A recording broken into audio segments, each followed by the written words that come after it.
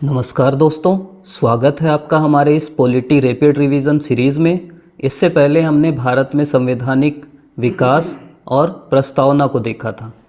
आज के इस वीडियो में हम भारतीय संघ एवं राज्य क्षेत्र तथा राज्यों के पुनर्गठन को समझेंगे। ये वीडियो आपकी प्रारंभिक परीक्षा के लिए उपयोगी होगा क्योंकि पिछले 3-4 साल से कम एक सवाल इस टॉपिक से आ रहा है। साथ ही साथ आप अगर हमारे चैनल में बाकी वीडियो भी देखना चाहेंगे जिसमें हमने हिस्ट्री के पूरे पिछले 10 साल के प्रीवियस ईयर क्वेश्चन कराए हैं, स्ट्रेटजी के बारे में वीडियो है, इसके अलावा आगे हम आर्थिक सर्वेक्षण, करेंट अफेयर और बाकी भी जो आपकी डिमांड है उसके बारे में वीडियो ला रहे हैं, तो आप बाकी वीडियो भी देखने का प्रयास करेंगे। अगर हम भारतीय संघ एवं राज्य क्षेत्र को चालू करें तो पहला अनुच्छेद है अनुच्छेद 1। अनुच्छेद 1 ये बोलता है कि India that is Bharat shall be union of state, मतलब भारत मतलब इंडिया जो कि भारत है, shall be union of state मतलब वो राज्यों का एक संघ है। ये कहा जाता है अनुच्छेद 1 में, क्योंकि ये सीधा सीधा आपसे पूछ सकता है कि India that is Bharat shall be union of state कहाँ लिखा है, तो वो आपके अनुच्छेद 1 में लिखा है। इसी के बारे में बहस होती है कि लिखना ये चाहिए था कि भारत दैट वाज इंडिया, मतलब भारत जो कभी इंडिया था। तो बहस है वो तो चलते रहेगी।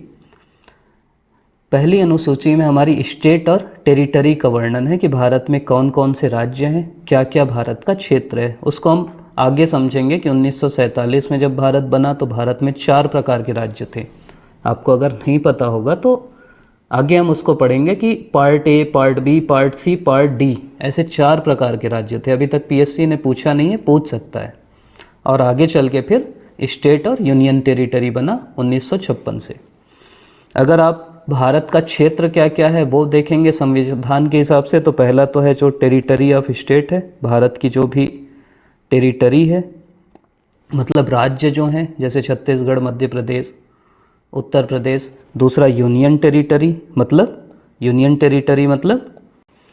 केंद्र शासित प्रदेश। और तीसरा है territory acquired by government at any time, मतलब कि ऐसे क्षेत्र जो हमारी सरकार ने एक्वायर्ड किए हैं, जो हमारी सरकार ने अपने कब्जे में किए हैं, वो भी इस भारत का क्षेत्र कहलाएगा। जैसे हमने मान लीजिए गोवा पे कब्जा कर लिया, हमने पांडिचेरी से फ्रेंच को हटा दिया, हमने सिक्किम पे कब्जा किया, तो वो भी अब भारत का क्षेत्र है।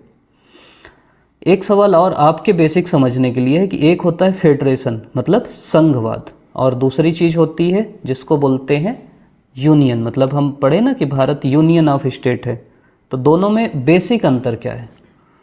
तो अमेरिका जो है वहाँ संघवाद है। अमेरिका के जो राज्य हैं ना वो समझौते का परिणाम है, मतलब वहाँ के जो 50 राज्य हैं सब आपस में समझौता किए कि भैया हम सब मिल के एक अमेरिका बना रहे हैं, United states of America. Bharat में वो समझौते का परिणाम नहीं है। भारत में तो हम, क्योंकि वो पहले से अंग्रेज़ों के अंडर में थे, तो हमने भारत में उनको शामिल किया।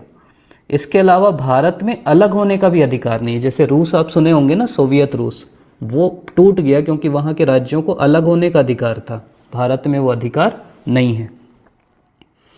अब आप आर्टिकल 2 देखिए आर्टिकल 2 और आर्टिकल 3 मतलब अनुच्छेद 2 और अनुच्छेद 3 करीब करीब सिमिलर हैं।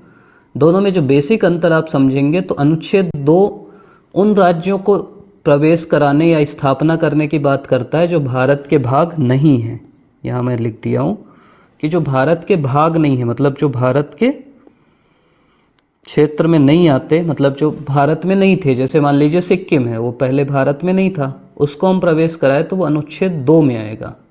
और करने वाला दोनों केस में संसद ही होगी, मतलब भारत की जो पार्लियामेंट है वो शामिल कराएगी। तो संसद नए राज्यों को संघ में शामिल कराएगी जो भारत का भाग नहीं है। ये अनुच्छेद 2 है। अब अनुच्छेद 3 क्या है? अनुच्छेद 3 मतलब होता है कि संसद नए राज्य बनाएगी। कैसे कैसे बनाएगी? जैसे पहला तो हमारा छत्तीसगढ़ बना, कैसे बना? एमपी से अलग होके, मतलब किसी राज्य को आप उसके क्षेत्र से अलग करके बना देंगे। दूसरा क्या कर सकते हैं? 2 राज्यों को मिला के, मतलब 2 मान लीजिए छोटे छोटे राज्य हैं, दोनों को आप मिला दिए तो नया राज्य बन जाएगा।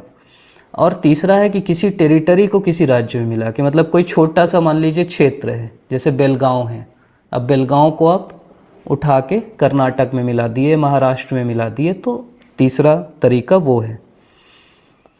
इसकी दो कंडीशन है नए राज्य बनाने की, ये जो 5वां संविधान संशोधन हुआ था उसमें लाई गई थी, और दो कंडीशन ये हैं। पहली शर्त ये है कि राष्ट्रपति को ना पहले पूछना पड़ेगा, मतलब राष्ट्रपति की पूर्व सहमति लेना पड़ेगा आपको करने से पहले। ऐसे नहीं कि राष्ट्रपति को सीधा करके भेजे, कई चीज़ रहती है ना कि अपन संसद पास करके भेजती है। अगर नए राज्य को बनाना है तो पहले राष्ट्रपति से आप परमिशन लीजिए।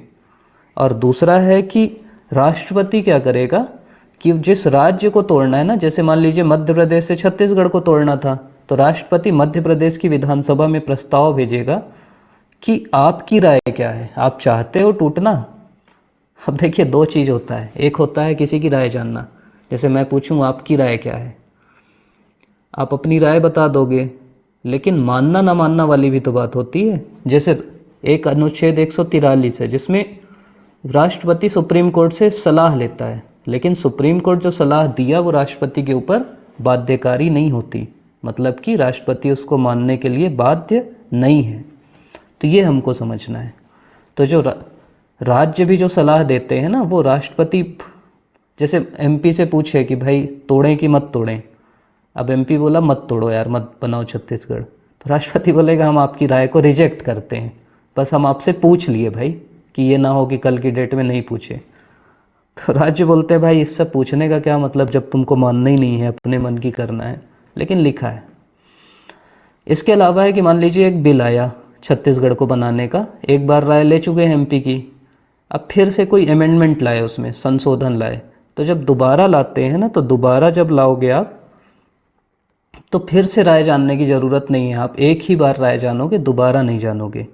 और तीसरा है कि यूनियन टेरिटरी जो है, केंद्र शासित प्रदेश, उसमें तो राय ही नहीं लेना है। इसीलिए केजरीवाल गुस्साते हैं ना कि सब मिले हुए हैं, क्योंकि उनसे पूछते ही नहीं है, क्योंकि वो यूटी हैं। मान लो दिल्ली को कुछ करना होगा ना, कर देंगे इन लोग, पूछेंगे भी नहीं। अगला है अनुच्छेद 4, ये और मज़ेदार है। इसमें ये लिखा है कि अनुच्छेद 2 और 3 के जो लॉ हैं, जिसमें आप नए राज्यों को 2 के अंतर्गत किसी ऐसे राज्यों को शामिल करोगे जो भारत में शामिल नहीं है, और 3 में ऐसे राज्यों को शामिल करोगे जो पहले से भारत में है, मतलब उसको तोड़ोगे, बांटोगे, 2 को मिला के बनाओगे, किसी क्षेत्र को मिलाओगे, तो ये दोनों केस में इसको संविधान का संशोधन नहीं माना जाएगा। संविधान का संशोधन ये भी सीधा सीधा पीएससी में पूछ सकता है कि संविधान का संशोधन किस अनुच्छेद में है, तो ये अनुच्छेद 368 में। तो अनुच्छेद 2 और 3 के जो भी कानून हैं उसको संविधान संशोधन नहीं माना जाएगा, और संविधान संशोधन नहीं माना जाएगा तो इसको साधारण बहुमत से पास किया जाएगा। साधारण बहुमत मतलब अगर 500 लोग हैं तो 251 चाहिए। संविधान संशोधन करने के लिए आपको 2/3 बहुमत चाहिए, 2/3, मतलब अगर 100 लोग हैं तो 66 से ज़्यादा चाहिए। और संविधान संशोधन में क्या है, दोनों सदन में अलग अलग पास होना चाहिए, संयुक्त बैठक नहीं होगी। तो ये अंतर भी आप साथ साथ समझ लीजिए। एक बेरुबारी केस हुआ था 1960 में। 1960 का जो बेरुबारी केस था उसमें क्या कहा गया, यही 60 कल भी पढ़े थे अपन ना। ये बेरुबारी में कहा गया था कि प्रस्तावना संविधान का भाग नहीं है, फिर केशवानंद में माना गया कि भाग है। तो बेरुबारी बोला कि अगर आप अपना कोई क्षेत्र विदेशी राज्य को देते हो ना तो संशोधन जरूरी है। मतलब समझ रहे, हम ले रहे हैं ना तो हमको कोई ज़रूरत नहीं संशोधन करने की संविधान में, लेकिन जब दे रहे हैं ना तो देने वाले कौन होते हैं, हमारे, मतलब हमारे जागीर का क्षेत्र तो है नहीं कि मिला है हमको, तो जो भी करेगा उसको जनता से, मतलब संसद से अनुमति लेना पड़ेगा, संविधान में संशोधन करना पड़ेगा। यही काम आप सुने होंगे, 100वां संविधान संशोधन हुआ था। 100वें संविधान संशोधन में आपको अपन बांग्लादेश से कुछ क्षेत्र लिए थे और कुछ क्षेत्र अपना दिए थे, तो इसके लिए संशोधन हुआ था। मतलब बांग्लादेश का जो एग्रीमेंट हुआ था, अपना बॉर्डर एग्रीमेंट, उसके लिए संशोधन करना पड़ा था। अगली चीज़ जो मैं आपको बताया कि राज्यों का पुनर्गठन हुआ है, तो राज्यों का जो पुनर्गठन हुआ है उसके लिए 3 मेन कमीशन बने हैं। पहला कमीशन जो बना है वो बना है जून 48 में। पूरी बहस ये थी, अगर आपको समझना है, कि इन लोग मांग रहे थे कि राज्यों को ना भाषा के आधार पे बनना चाहिए, कि तेलुगु भाषा के लिए अलग राज्य, तमिल के लिए अलग, कन्नड़ के लिए अलग, उड़िया के लिए अलग, बंगाली के लिए अलग, ऐसा डिमांड हो रहा था। आपको पता है कि उसी समय भारत आज़ाद हुआ था उसी समय दंगे हुए थे, पाकिस्तान बना था। तो हमारे जो संविधान निर्माता थे वो डर रहे थे, बोल रहे थे यार फिर अलग टुकड़े ना हो जाएं भारत के, मतलब ये सब आइडेंटिटी से दिक्कत ना हो। तो सबसे पहले एस के धर कमीशन बना जून 1948 में। इस 3 सदस्यीय था, बाकी 2 सदस्य थे जिनका नाम था जगनलाल और पन्नालाल। नाम बढ़िया है ना, लाल लाल, जगनलाल पन्नालाल। ये बोले कि राज्यों को ना लिंग्विस्टिक आधार पे, भाषा के आधार पे नहीं बनाना चाहिए, बल्कि एडमिनिस्ट्रेटिव कन्वीनियंस, प्रशासनिक जो दक्षता है उसके आधार पे राज्यों का गठन होना चाहिए। फिर अगली समिति जो बनी उसको बोलते हैं JVP समिति। जे से जवाहरलाल नेहरू, वी से वल्लभ भाई पटेल और पी से पट्टाभी सीतारमैया, जो मेन नेता थे ना। अब क्योंकि अब ये तो एस के धर से वही हुआ कि भाई अब बड़े लोग बताओ, तो इनकी समिति बनी और दिसंबर 1948 में बनती है। और इन्होंने भी कहा कि भाषा जो है वो नहीं होना चाहिए, उन्होंने भी भाषा के आधार पर राज्यों के गठन को रिजेक्ट किया। दिक्कत क्या हुई कि पोट्टी श्री रामालू करके एक व्यक्ति थे, वो ना आंध्र प्रदेश के मांग के लिए भूख हड़ताल पे बैठ गए, और भूख हड़ताल पे बैठे और भूख हड़ताल में उनकी मृत्यु हो गई। मृत्यु हो गई तो पूरा आंध्रा जल गया, बस जलने लगी, दंगे होने लगे। तो जवाहरलाल नेहरू जो उस समय थे, उन्होंने घोषणा कर दी कि ठीक है, आंध्र प्रदेश को हम नया राज्य बनाएंगे भाषाई आधार पे, तेलुगु भाषाई क्षेत्र में। तो पहले वो मद्रास के अंदर आता था, मद्रास राज्य था, उससे अलग करके आंध्रा बना दिए। अब जब 1953 में आंध्र प्रदेश बना दिए, भारत का पहला भाषाई राज्य था, आपको पता रहना चाहिए।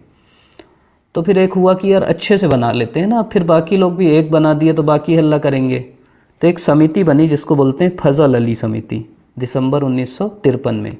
इसमें भी 2 और सदस्य थे, पहले थे केम पर्णिकर और दूसरे थे हृदयनाथ कुंजरू।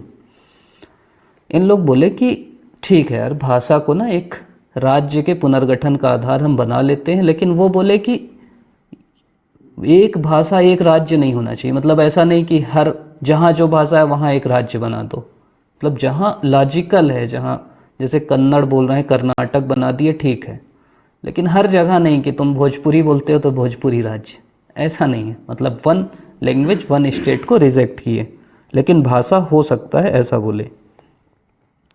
अब जो मैं आपको बता रहा था कि जब हम लोग आज़ाद हुए ना 1947 में, तो 47 में जब हम आज़ाद हुए तो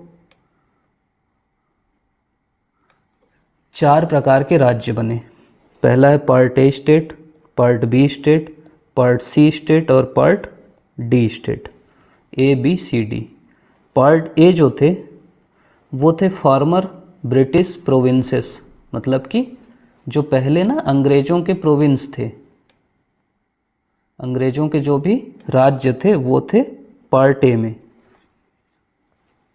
और यहाँ क्या है, इलेक्टेड गवर्नर था, समझ लीजिए। जैसे ये राज्य मैं लिख दिया हूँ 9 स्टेट, असम, बिहार, बॉम्बे, पंजाब, मध्य प्रदेश। कभी भी पूछ सकता है, आज तक नहीं पूछा है लेकिन कभी भी पूछ सकता है, इसलिए मैं बता दिया। दूसरे पार्ट बी में थे फार्मर प्रिंसली स्टेट, जो राजा महाराजा वाले थे ना, जैसे हैदराबाद का निज़ाम, जम्मू कश्मीर, ऐसे अलग अलग जो राज्य थे वो पार्ट बी में थे। मध्य भारत, मैसूर, पटियाला, ये पार्ट बी में थे। इसमें भी 9 राज्य थे, पार्ट ए में 9 थे, पार्ट बी में 9 थे। पार्ट सी में farmer princely state and provinces थे। इसके अध्यक्ष को, मतलब पार्ट बी के अध्यक्ष को जो उस वहाँ के पुराने राजा थे ना, वो देखते थे। जहाँ के राजाओं को दे दिया गया कि आप देखो, वो पार्ट बी थे। पार्ट सी में हम चीफ कमिश्नर नियुक्त कर दिए, जो छोटे छोटे राजा थे ना, अजमेर, कुर्ग, कूच बिहार, भोपाल, बिलासपुर हिमाचल वाला, तो वहाँ के राजाओं को हटा दिए और अपना नियुक्त कर दिए। तो जहाँ अपना अपन चीफ कमिश्नर नियुक्त कर दिए वो पार्ट सी था। और पार्ट डी यूनियन टेरिटरी था, जहाँ गवर्नर थे, और यूनियन टेरिटरी पहले एक ही था, अंडमान और निकोबार। तो ये आपको याद रहना चाहिए। मतलब ये ब्रिटिश जब भारत को छोड़े 1947 में, तब ये स्थिति थी। 9 पार्ट ए में थे जो ब्रिटिश प्रोविंसेस थे, जो अंग्रेज़ों के राज्य थे। पार्ट बी में 9 थे जो बड़े बड़े राजा थे, राजाओं के राज्य थे, हैदराबाद, जम्मू कश्मीर, मैसूर, पटियाला, ये सब। पार्ट सी में फार्मर प्रिंसली स्टेट थे, जो छोटे छोटे थे, जहाँ अंग्रेजों जो मतलब जहाँ के राजाओं को हम हटा दिए थे और वहाँ कमिश्नर नियुक्त कर दिए थे। और पार्ट डी यूनियन टेरिटरी था, और एकमात्र यूनियन टेरिटरी उस समय था जो था अंडमान और निकोबार। अब दूसरी चीज़ है कि जब आपका वो आया, क्या बोलेंगे हम, 1955 में फजल अली आयोग आया, तो वो क्या क्या बोला। तो 1956 में फजल अली आयोग की सिफारिश पे वो जो भी बोला उसके आधार पे हम अपना बनाए। तो फजल अली आयोग की सिफारिश पे हम 14 राज्य बनाए और 6 केंद्र शासित प्रदेश बनाए। तो ये आपको पता रहना चाहिए कि 14 राज्य और 6 यूटी। 14 राज्य कौन कौन से थे? आंध्र प्रदेश, असम, बिहार, बॉम्बे, जम्मू कश्मीर, केरल, मध्य प्रदेश, मद्रास, मैसूर, उड़ीसा, पंजाब, राजस्थान, यूपी और पश्चिम बंगाल। और यूनियन टेरिटरी कौन से थे? अंडमान निकोबार, दिल्ली, हिमाचल, लक्षद्वीप, मणिपुर और त्रिपुरा। तो ये आपके 6 यूनियन टेरिटरी थे। अब यही हटते जाते हैं, मणिपुर राज्य बन जाता है, त्रिपुरा राज्य बन जाता है, हिमाचल राज्य बन जाता है। जो आपका ये बॉम्बे है ये 1960 में गुजरात और महाराष्ट्र में बढ़ जाता है। पंजाब 1966 में हरियाणा में टूट जाता है। ऐसे अलग अलग जो भी होते हैं ना, वो हम आगे पढ़ेंगे, क्योंकि वो भी आपसे पूछता है कभी कभी। तो आपने अभी तक इतने ध्यान से इस वीडियो को पूरा देखा, इसके लिए आपका बहुत बहुत धन्यवाद। चैनल को, हमारे जो चैनल है उसको लाइक करिए, शेयर करिए, सब्सक्राइब करिए, अपने दोस्तों को भी बताइए। और आपके जो भी सलाह हैं, जो भी आपके सुझाव हैं, या जो भी आप चाहते हैं वो बताइएगा, तो हम बिल्कुल वो करने का प्रयास करेंगे, कोशिश करेंगे। आपका बहुत बहुत धन्यवाद।